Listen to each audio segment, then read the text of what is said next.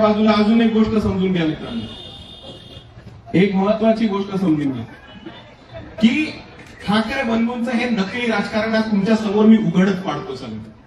हे दोन्ही बंधू राज ठाकरे उद्धव ठाकरे त्यांची दोन पोरं कुठल्या शाळेत गेली? English medium. मराठी मीडियम मध्ये गेली का? तेवढं तर नाही. त्या शाळेचं नाव काय? बॉम्बे स्कॉटिश. मुंबई स्कॉटिश शाळेचं नाव नाही. शाळेचं नाव काय? बॉम्बे स्कॉटिश. अरे स्वतःच्या शाळेचं नाव बदलता नाही आलं तुम्हाला, मराठी माणसाची अस्मिता काय वाचवायला निघालात?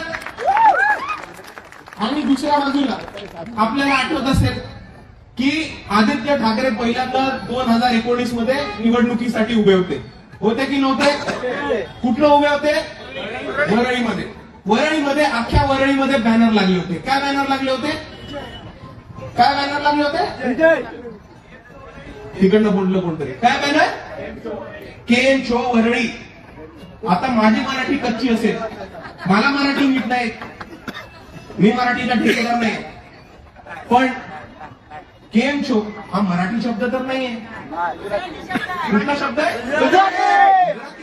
अरे हेच तर इतके वर्ष गुजरात्यांना शिव्या देत होते की गुजराती आपले प्रकल्प चोरतात, इंडस्ट्री चोरतात, बिझनेसेस चोरतात. संजय राऊत तर म्हटले गुजरातनी एक वादळ पण चोरलं.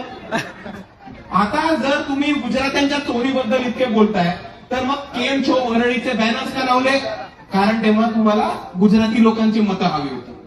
त्याच्याच नंतर प्रशांत किशोर नावाचे एक बिहारचे व्यक्ती आहेत जे आदित्य ठाकरेंचे पॉलिटिकल ऍडवायझर होते. त्यांनी आदित्य ठाकरेंना सांगितलं की इकडे तमिळ भाषिक लोक खूप आहेत, तुम्ही लुंगी घालून स्टेजवरती जा.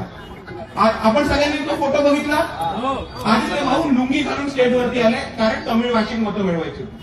आता ह्यांच्याच आजोबांचा नारा होता की लुंगी बघाव पुंगी बजाव, आणि ह्यांचाच नातू लुंगी घालून स्टेजवरती येतो.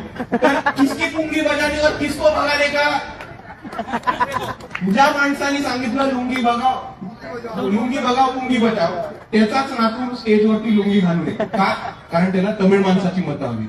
त्याचाच नातू केम शो वरळीचे बॅनर लावतो. का? कारण त्यांना गुजराती मतं हवी. आणि आज त्यांचा पक्ष संपत आलाय म्हणून त्यांनी मराठी माणसाची अस्मिता जागा करण्याचा प्रयत्न केलाय. हे आपण सर्वांनी नीट समजून घेतलं.